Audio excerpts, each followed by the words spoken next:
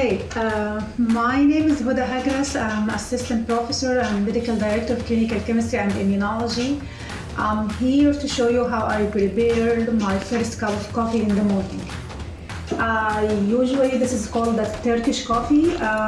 This is what I'm starting with in every morning. I use this stuff, but you can use any type of the usual stuff. So what I'm doing first is just put the sugar, whatever you want, as you like. I just would put like a half teaspoon. Then I put my Turkish coffee. Then add some water.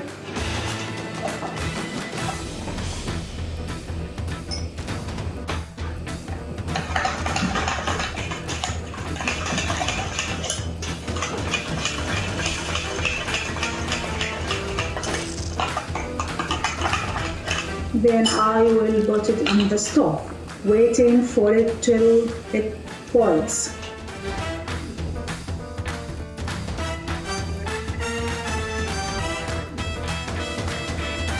I'm waiting till it boils. The sign of boiling is just the bubble, so I'm waiting for the bubbles. Okay, and I think it starts right now.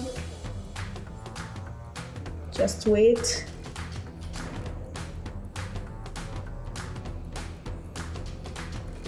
Okay, just wait.